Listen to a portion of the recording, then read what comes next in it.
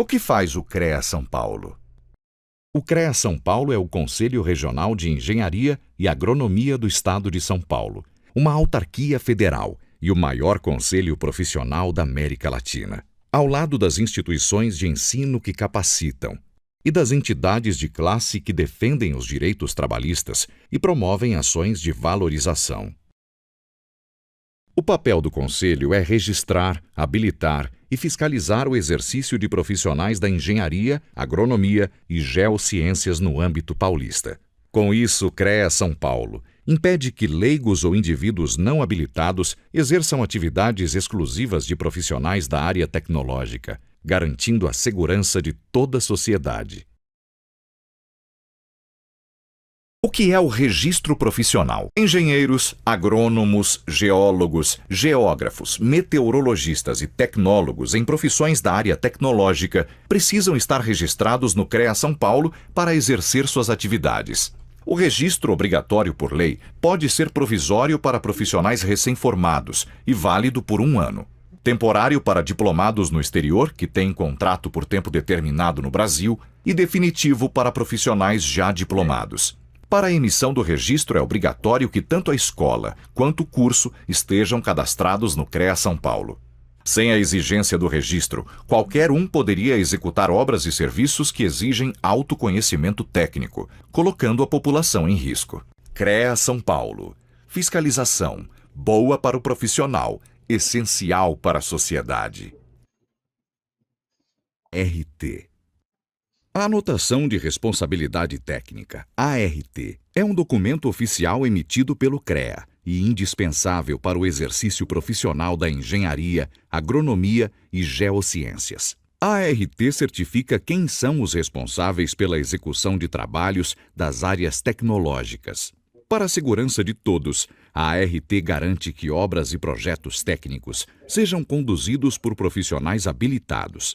Além disso, a ART valoriza a atuação profissional, registra sua autoria, resguarda o contratante e o contratado e permite constituir o acervo técnico. Um histórico da atuação do profissional, que tem grande valor no mercado de trabalho. A ART é essencial para a segurança de todos, principalmente da sociedade. CREA São Paulo. Fiscalização. Boa para o profissional, essencial para a sociedade.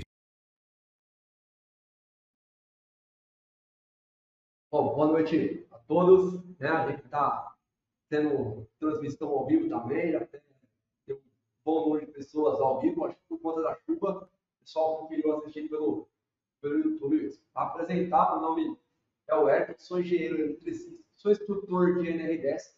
Em questão de NR10, já tem 7 anos aí que eu faço o treinamento para várias empresas, trabalho para 4 empresas prestadoras de serviços na questão de treinamento de NR10 e CEP também.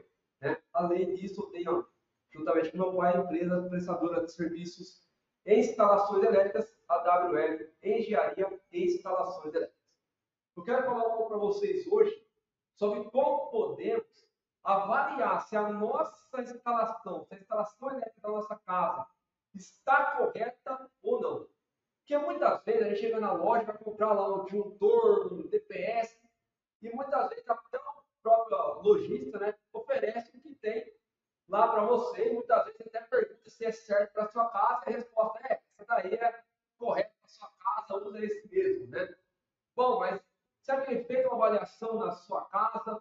Será que realmente aquele DPS, aquele disjuntor, aquele DR vai ser ideal para a sua residência? Então, isso que nós vamos ver dentro do conteúdo de hoje. Para você entender o público-alvo não se limita somente a eletricistas, engenheiros eletricistas, né? A gente abriu aqui o leque para entender que todos aqui podem fazer parte do público-alvo, né? Se hoje você está na sua residência, né? Você pode avaliar a instalação elétrica da sua casa e ver se nessa instalação elétrica da sua casa se ela está dentro dos padrões que nós temos aí de segurança, ok?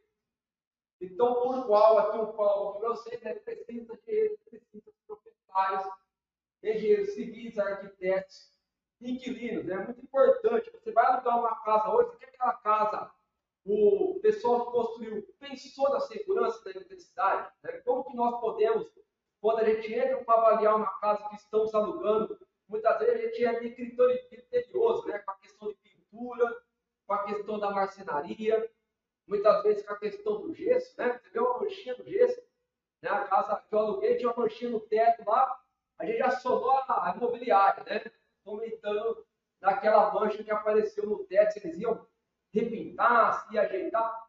Mas e as instalações elétricas? Será que realmente nós temos visto ou cobrado dos eletricistas a segurança da eletricidade? Ou quais ferramentas eu posso utilizar ou quais os métodos que eu posso cobrar o eletricista para realmente garantir e entender que o que ele está fazendo está de acordo com as normas. E a gente vai usar aqui duas normas para realmente criar aqui situações para nossa casa, para nós entendermos se ela está dentro ou não daquilo que diz a segurança em eletricidade. A NR10, que é Segurança de Instalações e Serviços com Eletricidade, e a NR 5410, Instalações Elétricas de Baixa Tensão. Ela vai praticamente pegar alguns pontos dessas duas normas e colocar no nosso dia a dia para a gente realmente entender se o local que eu estou morando, o que ele oferece de segurança com eletricidade, ok? Dando sequência, então, primeiramente eu quero mostrar para vocês os disjuntores, né? Toda vez que você abre um quadro de disjuntores, você vai se deparar com essas figurinhas aí, né? Então a gente tem o unipolar, né? O disjuntor que só tem aqui uma fase, né? Passar de uma fase que a gente pode ligar esse disjuntor. Disjuntor bipolar, então faz duas fases, e o tripolar, então faz três fases. Eu também faço laudos elétricos, né? E muitas pessoas têm chamado eu para realizar algumas vistorias, e o que eu pego de absurdos dentro das instalações elétricas, muitas vezes a gente até vê a casa funcionando, né? Você vê a iluminação funcionando, você vê a tomada funcionando, porém, isso não reflete que a sua casa está segura. E é isso que nós vamos ver realmente no decorrer aqui da nossa palestra. Okay? O disjuntor, então, ele tem a função aqui de acionar, né, ou então interromper o circuito quando ele vê uma sobrecarga ou um curto-circuito. Bom, mas vamos começar essa questão lá pelo padrão de entrada de energia. Quando eu pego o padrão de entrada de energia, eu começo a averiguar se lá já existe algum problema ou não. Se tiver algum problema na minha instalação lá no padrão de entrada de energia, eu posso também ter problemas somados dentro da minha residência e tudo virar uma bola de neve, né? Então, quando eu faço uma inspeção ou laudo técnico, eu começo pelo padrão de energia. Eu olho naquele local e já consigo, né, só visualizando, sem pedir, sem nada, só de visualizar, só de olhar para ele, eu já consigo entender se a instalação está correta, se os DPS estão ativos ainda ou se não. Tá bom? Então, vamos lá. Primeiro, a gente entender, né, aqui está o seu padrão de entrada de energia, entender em qual categoria ele se enquadra. A gente tem a CPFL, que é a nossa concessionária regional aqui. Então, a gente tem as categorias A1, A2, que são categorias monofásicas, B1, B2, que são categorias trifásicas, C1, C2, C3, que são categorias trifásicas. Tá? Então, eu começo lá com A1, que praticamente caiu em desuso. Tá? É muito difícil ver uma categoria A1 hoje em alguma residência. Praticamente a gente começa com A2 e diante. Tá? Então, o A2 não teria a possibilidade do 220, já que para eu ter o 220 eu precisaria de pelo menos duas fases.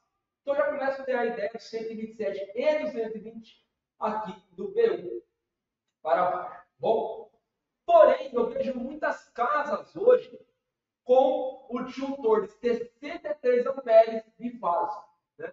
Ainda mais em casas de aluguel. O pessoal que constrói muitas casas de aluguel, muitas vezes quer economizar nos cabos e no disjuntor, acaba colocando o sistema bifásico aqui de 63 amperes e cabo de proteção aqui, cabeamento de 16 milímetros. Eu vejo isso como um grande problema para a sua casa. Porque hoje a gente vai colocar um inquilino lá dentro da nossa residência. Pô, tem inquilino que vai morar sozinho, né? Vai ter lá uma geladeira, um fogão a gás mesmo, uma televisãozinha, né, para ele assistir. Porém, quando a gente pega uma família, uma unidade familiar com 3 ou 4 pessoas, onde que ela consiga colocar nos quartos ar-condicionado, chuveiros elétricos com mais quantidade, né, 2, 3 chuveiros elétricos, eu já começo aqui a sobrecarregar o meu circuito. E praticamente o meu sistema bifásico de 16 milímetros já vai começar aqui chegar no seu limite, né? Então a gente fala que essa energia, né, ela já está no gargalo, né? Aqui eu não tenho muito espaço para sobra. Provavelmente, se eu instalar os ar-condicionados, colocar essas geladeiras duplex, né, começar a colocar mais televisores, chuveiros, liga um, liga outro simultaneamente, realmente eu vou ter um problema com a minha instalação. Então, eu já começo aqui a entender que para uma residência é interessante do V2 para baixo. Se for um sobrado, que a gente entende que tem mais partes e mais cômodos, já pode pensar aqui no C1. Então, você que está pensando em construir ou até em reformar a sua casa, né, cuidado, porque muitas vezes até o próprio eletricista, muitas vezes querendo economizar, né, pode oferecer para você um cabo 16 milímetros bifásico, atendendo aqui a categoria B1. Né? Pô, coloca um pouquinho a mais, um pouco mais esse cabo, passa para 25 no mínimo, né? Mas o correto é a gente pegar os seus equipamentos, fazer uma estimativa do que vai ser instalado e a gente vai ver mais passos aqui para realmente entender qual categoria seria melhor para você instalar. Bom, eu só quero dizer o seguinte, você abriu o seu entrada de energia, está 63 amperes, coloca um ponto de interrogação aí. Por quê? É importante, porque aqui eu acredito que a sua casa, já com essas tecnologias, né, sua casa está bem sobrecarregada. Okay? Dando sequência. Né? A gente vai falar um pouquinho aqui do DPS. Né? O DPS ele é um dispositivo de protetor contra surtos. Quais surtos? Né? A gente vê o surto elétrico pode ser proveniente de um raio que caia na rede da CPFL.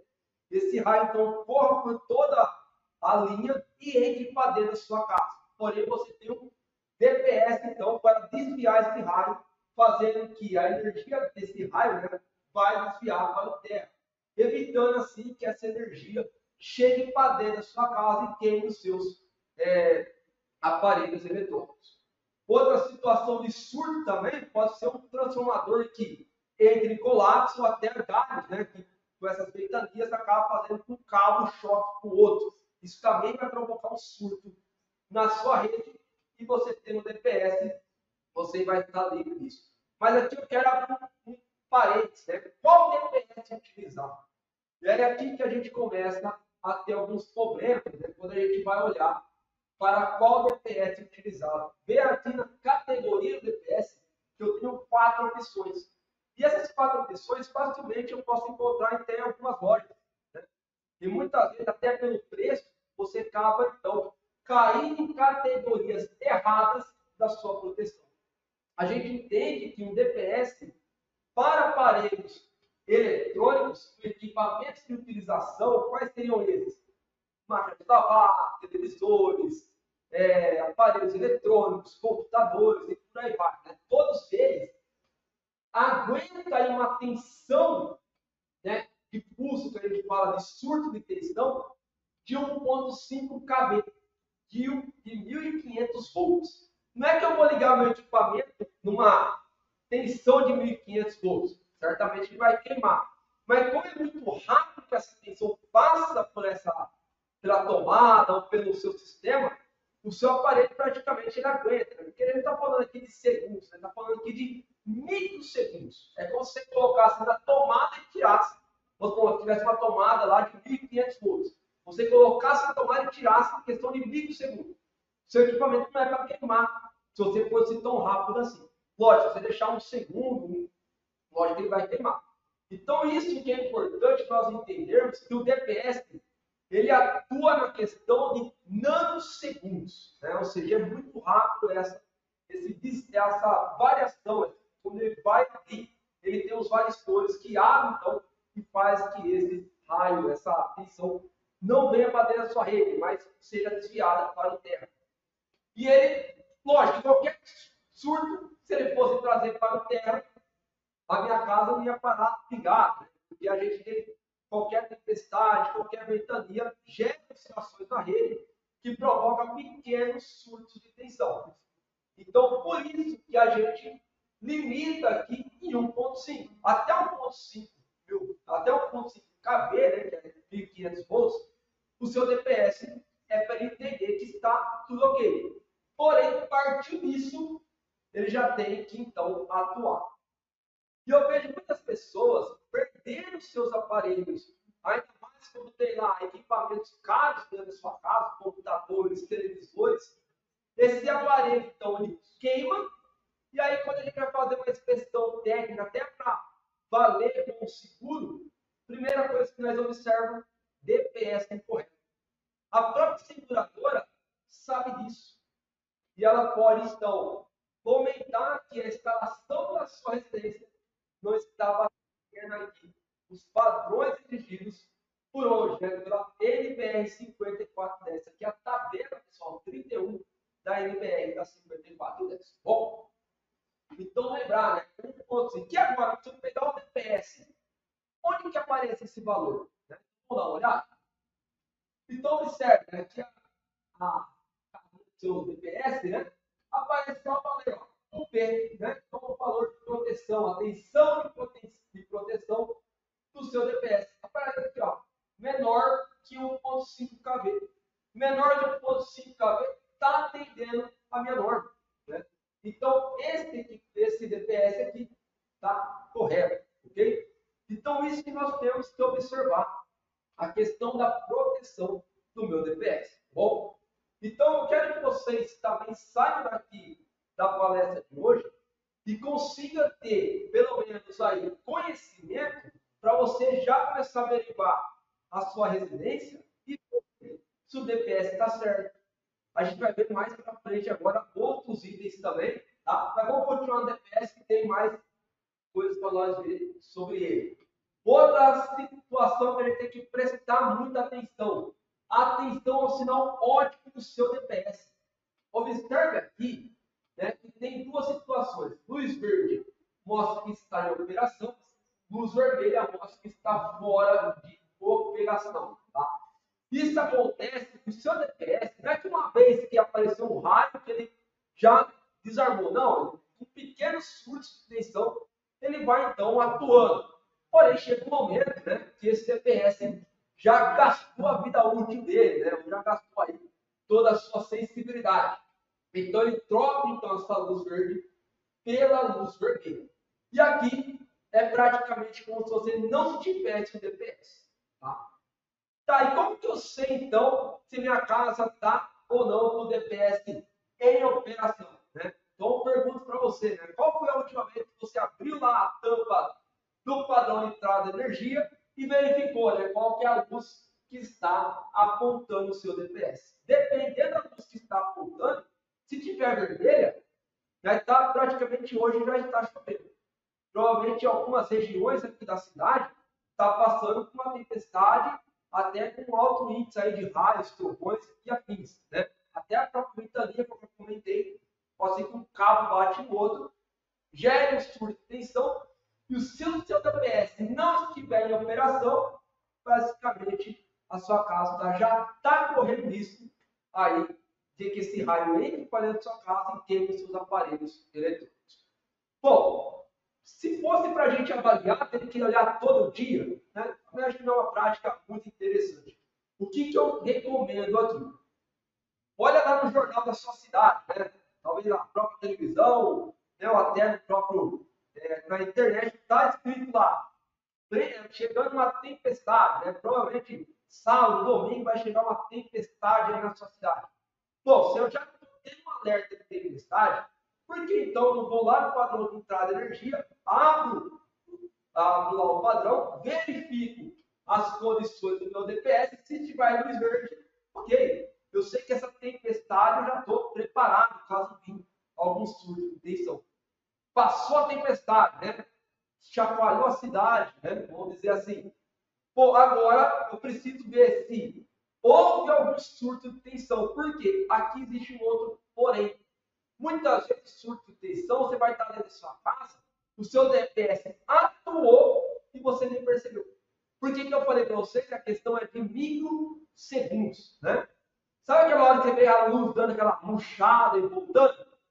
Já é um surto de tensão. Né? Se o seu DPS realmente ele já atuou ou não, então preciso, depois que passar a tempestade, abre lá novamente o padrão de entrada de energia e vê, né, se ele ainda sobreviveu a essa tempestade. Se não, aí sim a gente precisa fazer a troca dele aqui. Bom, pessoal, tem algumas partes técnicas também, né, que o público-alvo vai ser aqui eletricista, né, engenheiros eletricistas, e a gente, uma dúvida comum que eu recebo de muitos eletricistas, né, se precisa colocar o DPS no neutro ou não. Tá? É uma dúvida recorrente de muitas pessoas, aí até me param, né, para perguntar, até alguns lojistas, olha, o cara veio comprar aqui, eu não sabia se eu vendia 2 ou 3, né? Porque se é bifásico, eu tenho 2 fases, e eu teria mais o cabo de terra e mais o cabo de neutro. E muitas vezes as pessoas me questionam, no neutro precisa do DPS ou não? Aí eu sempre pergunto, né? Depende do tipo de aterramento que o seu eletricista fez na sua casa, o esquema que ele utilizou de aterramento. Então a gente tem aqui o esquema TNS, né, que a gente fala de terra e neutro separado. Nesse caso, sim, tá? É obrigatório e é necessário usar o DPS no neutro também. Aqui tem o esquema TT, como se eu tivesse 2 terras, porém eles não estão interligados, são 2 terras distintos. Tá? Aqui também precisaria de um DPS para o neutro. E temos aqui o esquema TNC, né? Que seria então terra e neutro comum. E aqui nesse caso não precisamos do neutro, do DPS para o neutro. Observe aqui no exemplo, o desenho 7 da GL13. Tá? A GL13, pessoal, a GL, no sistema da sua 13, tem muitas GLs para a gente seguir. Ela é um documento da própria CPFL, ok? E observe que lá nesse documento da GED, a gente tem aqui o esquema de ligação do DPS. Né? Observe que a gente tem os cabos aqui entrando no nosso disjuntor e na saída do disjuntor, então, liga-se no DPS, que ele, então, é conectado ao terra. E observe que aqui eu só preciso de 2 DPS. Por quê? Porque eu tenho o meu terra ligado no meu neutro. Cabo azul é o cabo de neutro. Então eu tenho terra e neutro comum, tá? Ou seja, por mais que são fios distintos, eles estão interligados entre si. Então nesse caso não teria aqui um terceiro DPS. Tá? Outra situação que eu vejo muitas pessoas me perguntando: eu preciso ter o DPS lá no quadro de distribuição? A pergunta novamente, né? O pessoal me questiona, ué, tem qualquer quadro DPS, tem o DR, tem o DPS. Ah, o meu eletricista não colocou DPS no quadro, eu fui no meu vizinho, tinha o DPS no quadro, né? E aí, precisa ou não do quadro, lá no quadro de distribuição, dentro da sua casa? A resposta, de novo, né? Depende. Depende do quê? Da entrada de energia. Deixa meu controle aqui. Da entrada de energia até a minha residência. Eu tenho aqui algum caso de surto de tensão proveniente de um raio, por exemplo. Geralmente em casas, a instalação é subterrânea. Então, praticamente, eu não vou ter aqui uma incidência do raio, né, que vai atingir esse caminho. Né? Então, eu vejo que em casas residenciais não tem necessidade de colocar o DPS no quadro de distribuição geral. Beleza? E apartamento? Eu posso ter o DPS no quadro lá do meu apartamento ou não? Tem risco de algum surto de tensão do padrão de entrada, né, que geralmente fica lá no térreo ou no subsolo, até o meu apartamento? Pensando em caso de raio, dificilmente. Mas como a gente tem a plumada do prédio, que tem vários outros cabos de outros condôminos, né, de outros apartamentos, eu posso ter um apartamento aqui com algum tipo de cabo não dando descascada, vamos colocar assim, que pode então encostar no meu e gerar um surto de tensão. Então, praticamente olhando para isso, é importante colocar em apartamentos aí o DPS também. Tá?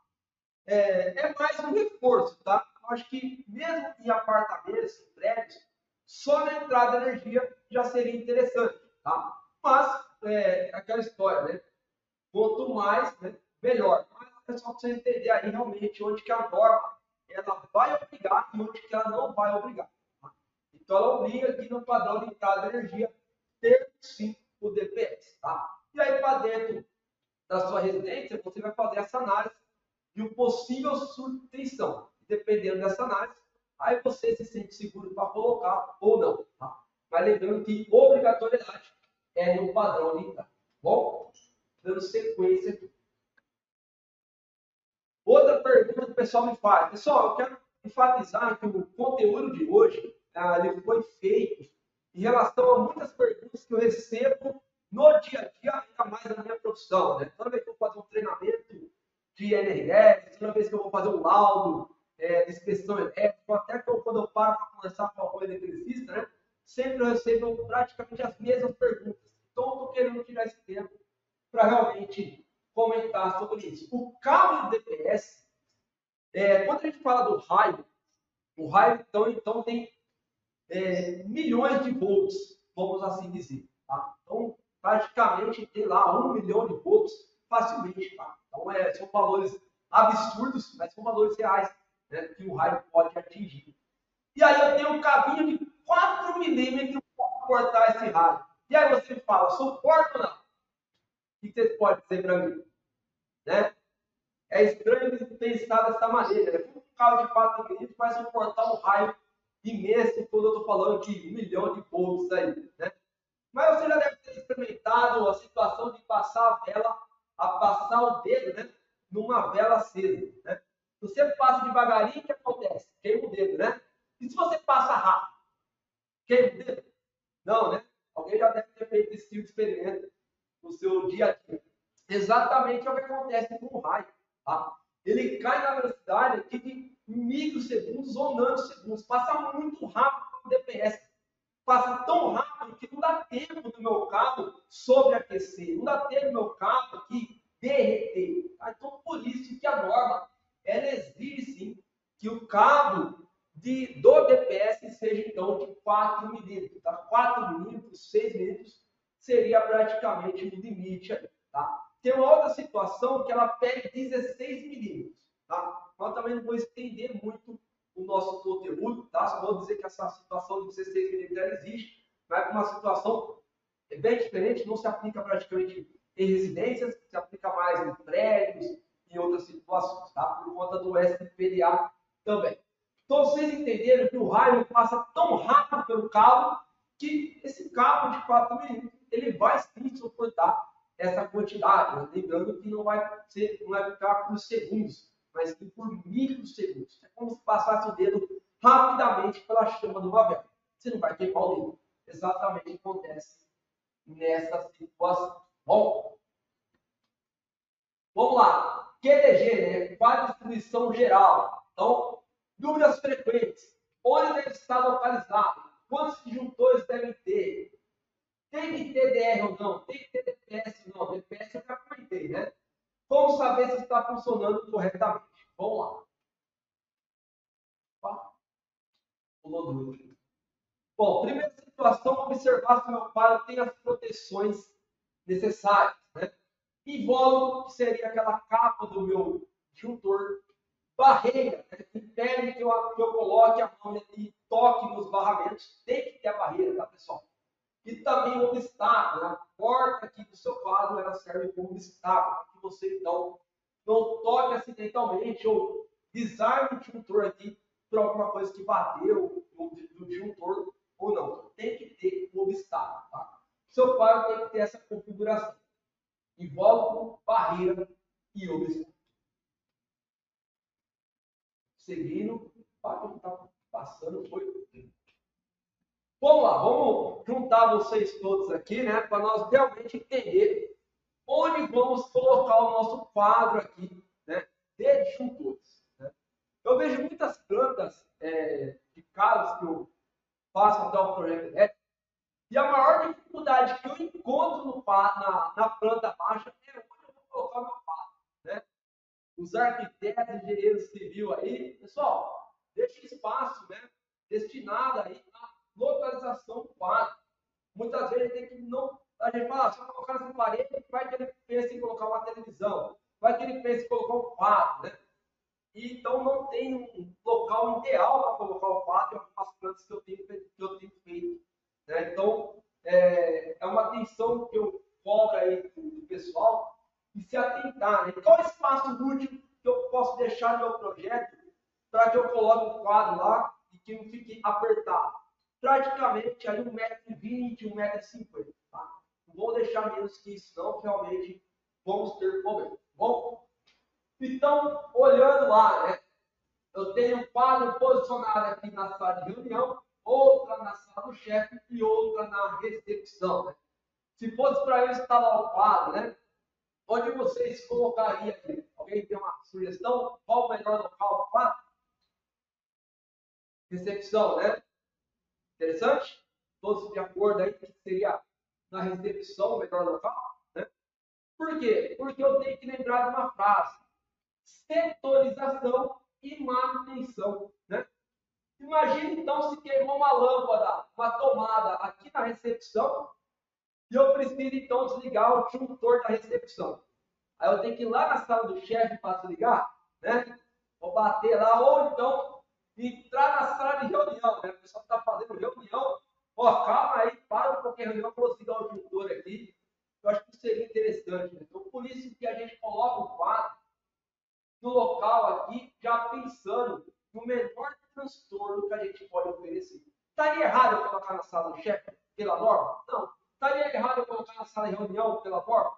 Não.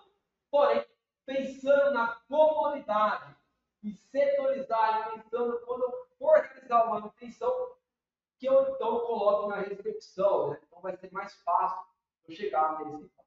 Bom, vamos dividir agora os disjuntores desse local. Né? Ó, então quem respondeu a recepção, acertou. Pessoal, então observe aqui, a gente partindo daqui, a gente vai montar o nosso quadro de distribuição. Bom, na recepção vou ter as tomadas, a iluminação e o ar-condicionado. Na sala do chefe é a mesma coisa, na sala de reunião também. Tá? E agora, imagine então, se eu fosse desligar o disjuntor da tomada, eu desligasse tudo. Né? O chefe que está lá com o computador, né, praticamente teria a tela do computador preta, né? Pô, deu uma pane aqui, né? Por quê? Porque o eletricista precisou trocar uma tomada lá na recepção e só tinha um disjuntor geral, né? Só tinha um disjuntor de tomada, só tinha um disjuntor para todas as tomadas, um disjuntor geral, vamos dizer assim, né? Quando desliga um, desliga todos. Então, pensando nisso também, eu vou pensar em setorizar isso daqui.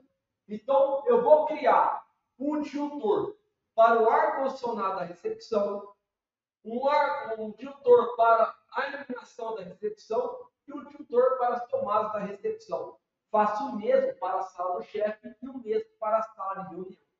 Interessante assim? Então, quando eu preciso trocar uma tomada ou fazer a substituição de alguma tomada que tem um problema lá na sala de reunião, os outros equipamentos que estão ligados em tomadas também não vai precisar sofrer nenhum dano. Lógico que na sala de reunião, se tiver Mas os computadores, aí sim, né? Vai estar tudo no mesmo disjuntor da sala de reunião, aí realmente a sala de reunião ela não vai ter energia nessas tomadas. Mas também não vou separar tomada por tomada, senão meu quarto também tem mais de metro de altura. Né? Então a gente pensa nesse melhor cenário, né? Colocando então cada situação com as suas tomadas de iluminação e aqui os ar-condicionado. Basicamente teremos esse quadro de disjuntores aqui. Observe o que eu fiz, então, olha lá, iluminação da recepção, iluminação da sala de reunião, iluminação da sala do chefe, tomadas, né, de cada sala, e aqui os 3 ar-condicionados. E aqui entra um outro ponto importante, né, espaço reserva. Tá? O espaço reserva é para caso eu tenha coloquei um novo ar-condicionado. Não tem mais espaço para colocar ar-condicionado. Então, eu vou fazer o quê? Vou aumentar esse disjuntor para 40 amperes, por exemplo, e ligar 2 ar-condicionados nele. É interessante fazer isso? Não, mas é a realidade de muita residência. Por quê? Não pensaram aqui no espaço reserva. Pensar no espaço reserva também é, pessoal, um item da NBR 5410, aqui na tabela 59. Só voltando um pouquinho, aqui na NR10, ela também pede que eu coloque o DR. Tá? A gente pode ler esse aqui novamente. Já já eu volto quando eu tratar o DR. Bom? Então, vamos entender agora espaço reserva. Espaço reserva, ele é diferente de capacidade de reserva. Bom? Lembra aquela situação que eu falei para vocês, que o disjuntor de 63 amperes ele está no gargalo? Comentei isso com vocês. Não seria interessante eu ter um disjuntor um pouco maior, um pouco mais de 25 milímetros, por exemplo? Já pensando numa situação, caso eu tiver um aumento de demanda dos meus eletrodomésticos, né? Então, isso eu já estou pensando na capacidade de reserva. Mas vamos aqui olhar também para o espaço reserva. O espaço reserva são destinados a local no meu quadro de distribuição para que, quando eu for colocar um novo ar-condicionado, um novo equipamento, eu precisar de um disjuntor exclusivo para aquele equipamento, eu tenho espaço no meu quadro para colocar esse disjuntor e não precisar ficar sobrepondo, né, em outros circuitos já existentes. Tá? O espaço reserva não é um disjuntor reserva, que eu vejo as pessoas também, né, fazendo dessa forma, deixando disjuntores reserva. Está errado deixar disjuntor reserva? Não, você também está deixando aqui um espaço reserva. Mas qual é o problema de deixar um disjuntor reserva? Que você está lá colocando 4 disjuntores unipolares para cada espacinho reserva aqui, beleza? Aí eu comprei um ar-condicionado que ele é bipolar, né, 220. Né? Eu posso ligar um em cada face? Poderia, mas vamos supor que o disjuntor unipolar, se quiser economizar, colocar o disjuntor reserva, reserva mesmo, vou colocar tudo de 16 amperes. Aí você pega um ar-condicionado potente, que ele pega o disjuntor bipolar de 40 amperes. O que eu faço com os 2 disjuntores que eu comprei aqui? Ou então eu guardo. Então, ou seja, eu coloco um disjuntor reserva, mas ele pode ser interessante? Pode, mas eu coloco uma iluminação a mais, eu já tenho disjuntor de 16 amperes aqui. Ou seja, já legal, já tem até comprar, nem vou gastar com o disjuntor. Mas se for o caso de você precisar, opa, perder esse aqui aqui. E se for então necessário eu colocar um novo disjuntor? Então eu tenho que pensar aqui no espaço reserva. Tá? Vou deixar lá a ponta do meu disjuntor, né, do meu barramento exposta? Não, né? Tem os protetores de barramento também. Bom? Então, a tabela 59, ela pede para nós contar o número de circuitos e pensar aqui no espaço reserva. Né? Então, observe, até 6 circuitos, tá? Eu posso chamar de 6 disjuntores também, tá? Até 6 disjuntores, 2 espaços reserva. De 7 disjuntores a 12, 3 espaços reserva, né? E de 13 a 30, 4 espaços reserva. Vamos voltar e tentar entender se o nosso quadro está correto ou não? E aí? Está correta a quantidade do espaço reserva aqui, que eu deixei 4, ok? Quer contar quantos circuitos tem, quantos disjuntores tem, né? Vamos lá, os de cima eu não preciso contar. As condutores gerais, então esse não entra como condutores de circuitos, tá? São praticamente condutores de produção geral do próprio DR. Então eu começo a contar somente que estão nos barramentos. Então vamos lá. 1, 2, 3, 4, 5, 6, 7, 8, 9. Eu não conto duas vezes também, tá? Vou contar, né? 1, 2, né? Vou contar só um circuito, porque é só para o ar-condicionado. Voltando a conta aqui. 1, 2, 3, 4, 5, 6, 7, 8, 9. Volto de 7 a 12, 3. Mas eu coloquei 4, né? Significa que está errado? Não, né? Ou seja, quanto mais, melhor. Porque eu não poderia, aqui no caso, era ter 2, né? Aí sim, estaria errado. Tendo 3, já seria importante. Até no sistema que a gente chama de espinha de peixe do meu barramento, né?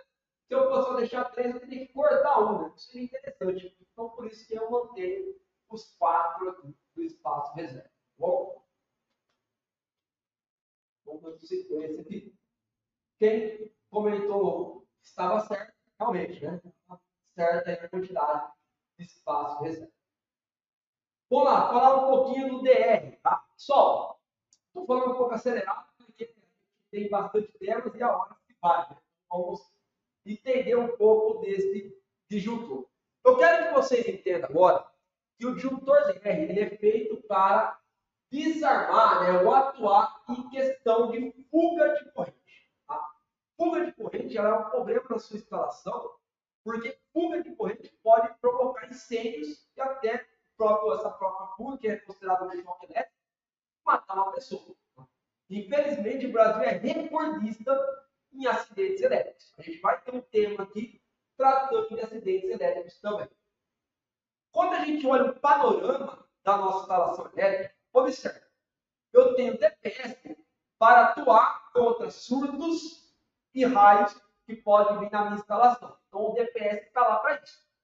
Os disjuntores comuns, ele atua sobre carga ou curto-circuito. Está lá para isso. E para fuga de corrente, né, que possa ter na minha instalação, eu tenho o DPS. Você entende? Se você tem um panorama aqui, a falta de qualquer um desses dispositivos pode fazer que a segurança da instalação elétrica esteja defasada. Então, é por isso que a gente está estudando item a item aqui, né, para realmente você entender, né, que a sua casa, ela sim, né, também está trazendo uma segurança na eletricidade. Ok? Norma, onde pede para eu colocar aqui o meu DPS, né? Desculpa, o meu DR na 5410.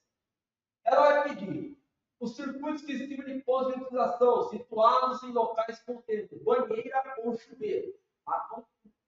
Para o circuito do banheiro, eu preciso então de um DR. Bom, circuitos que alimentam tomadas de corrente situadas em áreas externas da identificação. Sabe aquela tomada que você tem lá no seu quintal? Aquela tomada precisa do DR. Circuitos de corrente situados em áreas internas que possam alimentar equipamentos no exterior. Eu tenho aqui a minha tomada de casa, mas ela liga um motorzinho lá da fonte que está lá no jardim. Essa tomada precisa de DR. Tá? E aí a gente começa a colocar cozinhas, copas, lavanderias, área de serviço, né? Garagens, todos os locais que muitas vezes passam por se lavar. Né? Você vai lavar lá a cozinha, vai lavar a garagem. Se você vai lavar aquele ambiente, você precisa, então, de um DR. Tá? Mas em salas, quartos e os outros cômodos, precisa do DR? Não. Pela norma aqui, vocês observaram que não, né?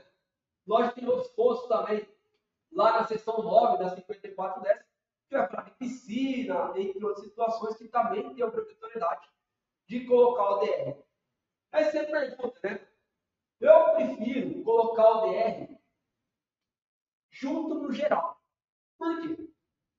Porque se eu começar a dividir o meu sistema, né, eu poderia, então, basicamente, mudar a estrutura aqui da minha instalação, deixar o DR só com essas áreas que eu mencionei, tá? E estou seguindo a norma. Porém, eu acho que dentro de um quarto, uma sala, também tem risco de choque elétrico. Né? Eu tenho a minha filhinha que vai completar um ano, né? Se ela for com um ferrinho, um prego, né, e colocar lá na tomada, se não tiver o DR, até o disjuntor entender de um curto-circuito, infelizmente a questão de ela tomar esse choque, ela pode não sobreviver. O DR não, o DR já atuaria nessa situação também. Então, quando eu coloco o DR junto com o geral, o que eu estou falando com o DR? Para ele supervisionar a minha casa toda. Qualquer ponto, qualquer tomada, qualquer iluminação, o meu DR, se ele perceber uma fuga desses itens, ele vai atuar também. Tá? Pois, eu prefiro assim, né? Lógico que a gente entende que não teria essa necessidade conforme a norma, mas a gente também tem que entender aquela história, né? Quanto mais, melhor. Tá? Outra situação que o pessoal me pergunta muito, eu posso juntar a iluminação com tomada? Pela norma, você tem um caso que pode, tá? Mas esse caso é muito complexo, tá? Para a gente praticamente tem que passar por várias regras para realmente chegar à conclusão de que pode em um determinado local. Porém, esse local seria um apartamento pequeno, entre outras situações. Tá? Então, eu prefiro realmente separar iluminação de tomadas. Voltando no DR aqui. Quando eu coloco, então, o DR geral, observe, então, que ele está monitorando todos os meus disjuntores. Tá? E agora, é importante, quando eu tiver uma tomada que tem uma fuga de corrente, o que vai acontecer com a casa quando esse DR desarmar? Vai apagar tudo. A casa inteira vai ficar no escuro. Né? Então, lembrando da sala do chefe, a sala do chefe também ficaria no escuro. Mas, pensando na questão de setorização e manutenção, o DR, muitas vezes, você vai lá e reage. Você teve que praticamente evitou um acidente. Tá? Então, o DR ele não vai, assim, ele só vai atuar quando realmente você tem uma necessidade de choque elétrico. E pensando na possibilidade de choque elétrico, é melhor desligar tudo mesmo. Né? É aquela história, quando você vê uma questão de fogo, né? Você fala, só aquele fogo está pegando fogo, não vou nem passar da perto, né? Ou é melhor você sair, todo mundo sair correndo, né? Assim? Então é uma coisa técnica. Quando você tem uma situação de choque, né? É melhor que tudo se desarme, né? Senão vai que cria, igual eu falo, uma bola de neve. Né? Então é melhor. Por isso eu prefiro também o DR aqui, o geral. Dando sequência, né? No nosso treinamento. O DR também tem um botão de teste. Esse botão de teste, você não precisa chamar o eletricista para testar o seu DR. Tá? Você mesmo pode abrir um quadro lá de disjuntores e apertar no botão de teste. O que é interessante? O que vai acontecer? Ele vai simular uma fuga. Ele simulando uma fuga, toda a sua casa, se ela tiver DR no geral, como eu comentei, a sua casa, então, praticamente todas as luzes e tomadas devem parar de funcionar. Bom, quando você tem um DR, então, fragmentado, como eu comentei, só para algumas áreas, é bom você fazer o teste também e observar se nessas áreas que ele está monitorando, se realmente apagou as luzes e apagou, então, e desligou as tomadas. Tá? Então, dá para você ter esse monitoramento. Porque, como ele é um dispositivo sensível, ele pode, então, ter falhas na sua estrutura. E quando você apertar lá o botão de teste, ele pode não atuar. Se ele não estiver atuando, provavelmente teve algum problema nesse dispositivo ou alguma outra situação. Aí sim, você precisa chamar um eletricista para verificar o porquê que não está atuando corretamente o seu DR. Tá? Quanto eu devo fazer o teste? Né? Então, eu vou fazer aqui a frequência, né? Recomendo fazer esse teste pelo menos uma vez por mês, tá? Uma vez por mês, toca lá no botão de teste do seu DR para ver se está funcionando corretamente, tá? Aquela história, atenção, se você apertar o botão DR e não observar, está com defeito ou foi instalado corretamente. Nesse caso, ele não oferecerá proteção em caso de fuga de corrente. Substitua imediatamente. Tá? Então, esse teste é você que deve fazer. Então, observar muito esse detalhe. Tá bom? Eu até coloquei um DR com aves aqui, né? Por quê? Para nós entendermos a importância desse dispositivo. Tá? Proteção à vida, seguro patrimonial e economia real. Né? Então, o DR desarma a questão de microsegundos. Tá? Então, a gente fala que a gente tem um choque fatal e um choque acima de 30 mA, que essa pessoa fique presa ao choque por alguns segundos. Então, se você ficar preso no choque por 2 segundos, 5 segundos, já pode ser um choque fatal. Eu, muitas vezes acho que tem que ficar preso no choque por horas, né? Não, só questão de poucos segundos lá, você já pode ter um choque elétrico fatal. Ele não, ele desarma em questão de microsegundos, tá? Evitando que você fique preso ao choque. Então, proteção à vida. Equipamentos, né? Então, eu tenho meus equipamentos que, se uma fuga de corrente, ele pode carcacear e danificar o meu equipamento. Se ele entender essa fuga pela carcaça também, ele vai atuar, então ele vai salvar o seu equipamento. Se eu tiver uma energia que está escapando lá, né? E não tô conseguindo observar, o DR vai entender essa fuga e vai desarmar. Você vai ver que talvez não tem um fiozinho lá batendo na calha que está gerando esse desperdício de energia. Então você tem o DR e ele vai atuando nesse sentido, você vai descobrir, né, que tem um fio encostando na calha, então você não vai ter essa perda de economia também. Eu até tenho um cliente aí que comentou que a energia dele está chegando a R$800, muito provavelmente é uma fuga de corrente que está tendo. Né? Até difícil de encontrar onde está a fuga de corrente, mas que ela existe. Né? Então a gente tem que estar atento a essa questão também. Né? Então o DR é muito importante nisso, né? Para eu ter esses 3 pilares aqui. Bom, sequência, pessoal. Vamos lá. Tomadas, né? As tomadas, no Brasil, a gente tem um sistema 2P mais T, né? 2 polos mais o terra. Pino do meio ao pino do terra. Então, pino de fase, terra, neutro ou a segunda fase por 220. Bom, as configurações de cores de cabos devem atender praticamente a essas variações. Se for 127 volts, deve ter um cabo vermelho, um cabo de terra e um cabo azul de neutro. Tá? Um cabo verde de terra e um cabo azul de neutro. Ou então, pessoal, muitos eletricistas preferem usar preto para tomar. Né? Então tem o cabo preto, verde com terra, azul com neutro. Bom, 220 para ter a repetição de algumas cores, preto e preto, né? Lembrando que no meio sempre alterna. Pode ter diferenciações de vermelho e preto, ou então vermelho e vermelho. Tá? Uma outra situação, a norma não obriga a usar tomadas vermelhas para tomada 220. Não é uma obrigação da norma. Mas o que a norma obriga? Que você identifique com clareza que essa tomada aqui é 220. Então, o que eu posso utilizar? Um escrito, uma identificação lá, um adesivo, algum escrito, mostrando que é 220. Não é melhor você comprar uma tomada vermelha, que já dá essa ilusão que ela é 220? Né? Então, mercadologicamente falando, né, a gente vai ver que é uma prática usual, né, sempre colocar tomadas vermelhas como sendo 220. Tá? Mas não é uma obrigação. Bom, muitas pessoas me perguntam se é obrigado. Não é. Tá? Se você colocar um adesivo lá 220, já está atendendo a norma. Vamos dar sequência aí. Pessoal, isso aqui é resultado de uma perícia técnica que eu fiz. Tá? Então, são fotos que eu tirei dentro de uma perícia que eu montei, tá? De um laudo técnico. Tá? E aí, se não fosse lento, né, acho que ficaria claro para nós entendermos aqui onde está o erro. Né? Eu já falei que o pino do meio, que cabo tem que ter lá? cabo verde, né? E aqui tem?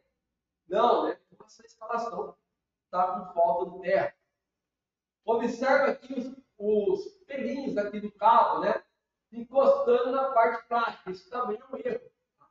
Então, a parte plástica, com esses cabos aí, certamente vai derreter, né? Então, a gente tem que cortar os pelinhos aqui do cabo bem rente, né? Essa parte metálica da tomada, para deixar tudo esse negócio aparente, né? Que realmente não vai. A tomada aqui, a vida útil dela vai com Deus, né? Rapidinho, logo ela vai derreter ou até gerar, pode gerar sempre essa situação. Tá? Então, lógico que a gente corrigiu isso, né? Então, a gente entrou aí com a correção. Observe, então, agora, né, que está de acordo com a norma. Né? Então, a gente cortou os fios aí na situação necessária e colocou lá o cabo terra também. Né? Então, a gente fez essa adaptação. Esse laudo aqui foi bastante interessante, eu acompanhei desde o início. Né? Levantei todos os problemas que foram aparecendo e depois eu mesmo contratei pessoas para realmente resolver esse problema. Bom, e aí foi um serviço bem satisfatório que a gente entregou dentro das normas aí. Isso aqui, pessoal, eu vou dizer o seguinte. Lembra aquela história da casa, né? A gente é muito criterioso com a pintura. Né? A gente até chato, vê uma manchinha na parede que quer chamar a atenção do pintor, né? A marcenaria, a porta não está batendo, está rangendo, né? A porta deu uma rangidinha, né? Essa marcenaria, esse pessoal, né? Deixou desse jeito aqui. Mas e o eletricista? Você cobrou seu eletricista alguma vez? Né? Se realmente pediu para ele abrir a tomada e ver se os fios que ele estava colocando na tomada estão corretos? Né? Pessoal, assim como a gente exige de outros profissionais, né? Vamos também prestar atenção aí no que o seu eletricista aí está instalando na sua casa. Tá? Beleza? Dúvidas também. Pessoal, eu falo realmente, né, o conteúdo de hoje foi voltado em cima de muitas dúvidas que eu recebo no meu dia a dia. Tomadas com terminal ou sem terminal? Qual que é a forma correta de instalar as tomadas? Coloca o terminal ou não? Né? Fica até mais bonitinho, né? Colocar terminal, não é verdade? Mas quando a gente olha aqui para a norma e também para a própria estrutura da tomada, ela já foi feita com parafuso e com sistema que a gente chama de gaiola. Tá? Então, esse sistema de gaiola é como se tivesse duas prensas. Né? Então, como o seu cabo não é um cabo rígido, é um cabo flexível, ele tem vários pelinhos. Quando você coloca, então, ele numa prensa, a ideia é que esses pelinhos estão abrem, né? E você tem um contato maior aí nessa questão de prensar os cabos. Tá? E, realmente, essa prensa, ela vai evitar que o seu cabo escape. Tá? Então, por isso que a melhor prática aqui é usar sem terminal. Tá? Então, lembrando, então, o melhor caso aqui é usar sem terminal. É aconselhável usar, então, sem terminal. Bom? Medir, né? Outra situação, eu posso medir as tomadas da minha casa. Se eu tiver um multímetro lá, usar os EPIs corretamente, eu mesmo posso pegar lá o multímetro e medir as tomadas. Tá? Como que eu faço isso? Ajusto o meu multímetro para 750 volts, de corrente alternada, pego as duas pontas de prova, coloco na primeira fase e no cabo neutro, no último borda, que seria o cabo neutro ou a outra fase. Né? Então, não vou colocar no pino do meio, coloco nos pinos da extremidade, coloco as minhas duas pontas de prova lá. Que valor que deve aparecer? 127 volts, a gente vai entender que é a tomada 127 volts, e 220 vai entender que é as tomadas 220. Mas ela pode ter aí oscilações, tá? Então, se tiver dentro aqui de 116 volts até 133, tá ok. Tá? Tá dentro da variação interessante aqui para minhas tomadas. Ou as tomadas 220, se estiver variando de 201 até 231, tá dentro também. Eu vejo muitas pessoas se assustando. Medi minha tomada lá, meu, estava dando 117. Não é 127? Sim, mas a gente tem uma tolerância quanto a isso, né? Uma tolerância tanto para menos quanto para mais. Né? Então, aparecer 117, 118, não significa que a sua energia está fraca. Tá? Não é bem nesse sentido. Só está passando por uma oscilação. Tá? Então, essa oscilação, o seu equipamento também vai funcionar normalmente dentro dessa oscilação. Bom, Lógico que tanto muito para menos, né? Abaixo aqui de 116 e acima de 133, aí sim eu começo a ter uma preocupação, tá? Então, aqui nesse caso, aí eu devo procurar o eletricista para realmente derivar, né, esse surto de tensão que está tendo nesse caso, tá? De 137, 140, eu peguei situações de aparecer 150 volts, né? Então, realmente já dá uma atenção, né? Pô, aqui está acontecendo alguma coisa, né? E aí a gente vai procurar saber os motivos aí. Mas lembrar, né, que a variação ela também está dentro aí dos padrões. Bom, seguindo, né? E aí, o que você acha dessa situação, né? Empilhamento de adaptadores aí, causa sobrecarga elétrica, pois a corrente total dos aparelhos excede o limite de 10 amperes para tomar 10 amperes, né? E também a gente vai falar um pouquinho de tomadas de 20 amperes também. Já já a gente fala dessa. Bom, mas fica nítido, né, que montar a nossa estrutura dessa forma, né, realmente é totalmente errado. Tá? Então, a NBS 5410, ela também calcula que vai nos ajudar a espalhar as tomadas pelo cômodo, tá? Seguindo o item 9.5.2.2. Tá?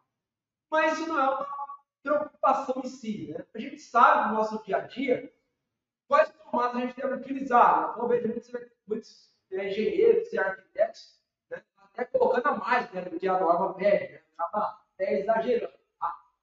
Mas tomar muito cuidado. Tá? Realmente, se eu começar a colocar muitas tomadas no meu quarto e usar todas elas, eu posso sobrecarregar o meu disjuntor. Tá? Então, a gente vai realmente usar a norma para colocar uma média de tomadas que seja aceitável. Bom? E nada melhor do que o seu cliente para realmente entender quais equipamentos ele vai ligar naquele cômodo, né? Seja um escritório, seja um quarto, seja até uma cozinha. Eu tenho que entender com o meu cliente o que ele vai utilizar naquele local. Né? Então, é muito interessante essa conversa, né? Para realmente espalhar as tomadas pelo cômodo. Acredito eu, né? Toda vez que você usa aí o Benjamin, que você não encontrou um ponto de tomada disponível, vai ter pessoa adaptar, né? Então, não é interessante. Então, se tivesse uma tomada a mais, né, talvez você usaria do uso dos T's ou dos Benjamins aqui no caso. Tá? Então, vai gerar sobrecarga sim. Tá? Então, não é interessante os T's, é proibido no caso. Bom, seguindo, né? Pessoal, temos aqui tomadas 10 amperes e 20 amperes. Tá? Sendo mais claro, né? Tem uma tomada, aquele furinho pequeno e as tomadas de furinho grande. Né? O pessoal fala assim, ah, aquela tomada de furinho maior né? É a tomada de 20 amperes. Né?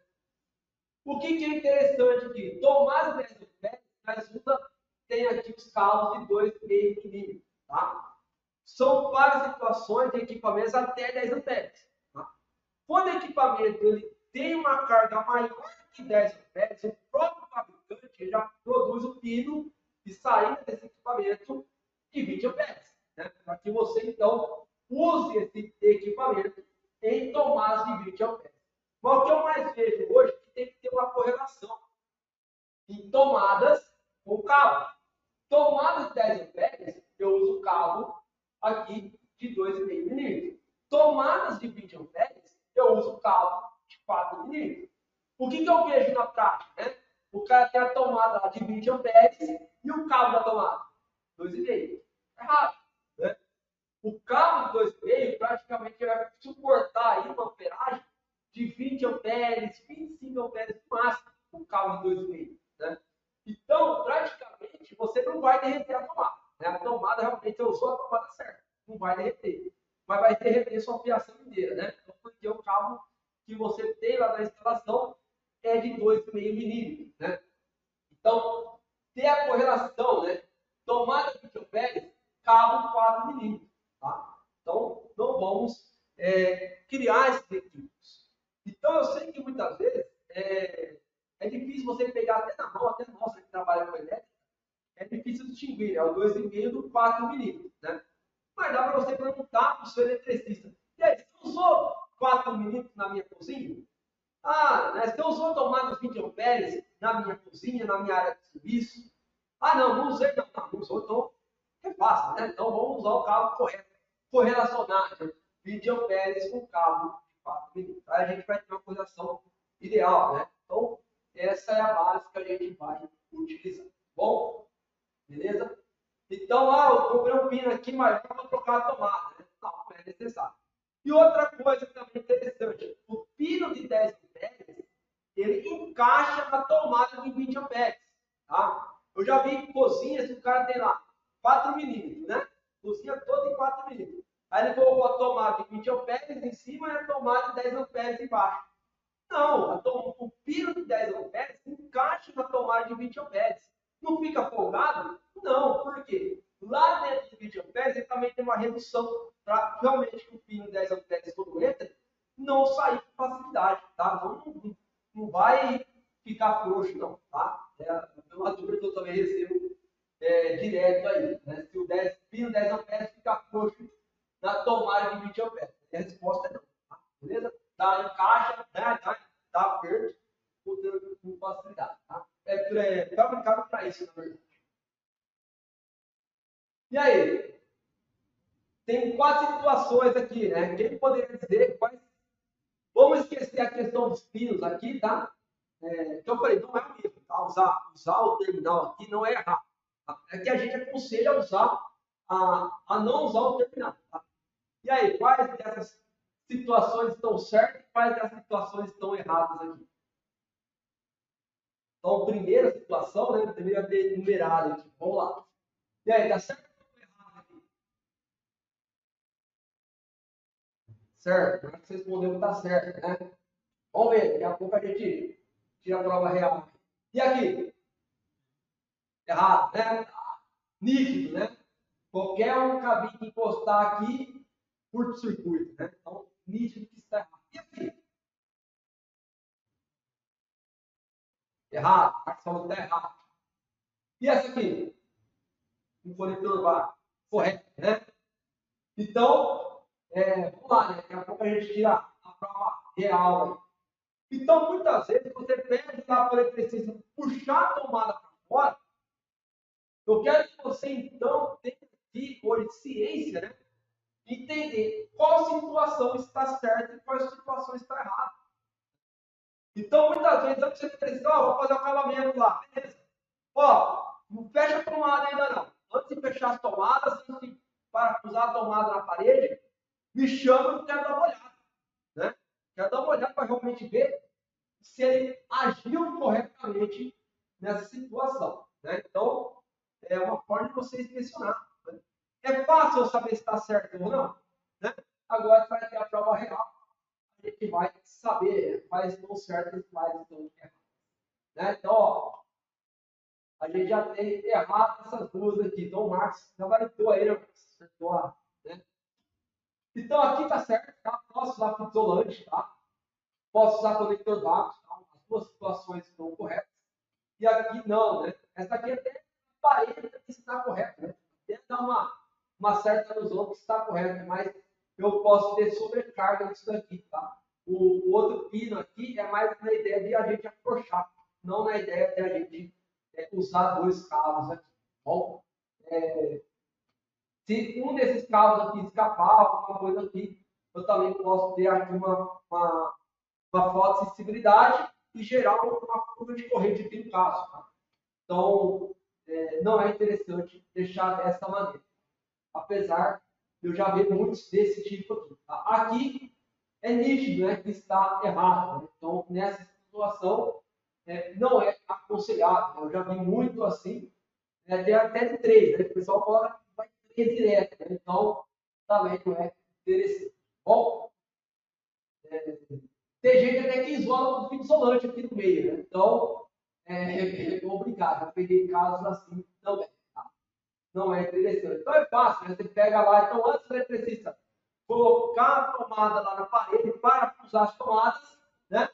Verifique se está dentro dessas duas situações que aqui sim estão corretas. Tá? Lembrando que aqui para tomadas paralelas. Então tem tomada aqui e tomada embaixo. Então estou ligando em paralelo elas aqui. Tá? Então o senhor tem duas tomadas ou 3. Tá? Eu poderia ser nesse caso. Uma é fácil, né? A gente já viu lá atrás como é a ligação de umas. Bom, dando sequência aqui. E agora o nosso último tema, né? Nem sei quanto tempo foi, né? Pessoal, só falar um pouquinho de NR10. Né? Treinamento de NR10 são 40 horas de treinamento, né? Então, eu estou acostumado a dar aulas aí de 8 horas direto, né? Então, praticamente eu me perco na hora. Né? Então, sábado que vem já tem uma escala para mim, então, online, né? Eu vou ficar sentado no meu computador lá por 8 horas, né? Vai dar 8 horas da manhã até 5 horas da tarde, só para o almoço, né? Então, falar por 8 horas é tranquilo, tá? Não dá para estender bastante o nosso conteúdo, mas chegamos no último tema aqui. Bom, acidentes elétricos. Olha essa imagem, né? O que o proprietário vê e a realidade oculta, né? Muitas vezes você vê a instalação da sua casa bonito, o espelho que você comprou, a tomada que você escolheu na loja, né? É até brilhante, né? Realmente você sofisticou, né? Sofisticou na questão da tomada, né? Tem tomada colorida hoje em dia, né?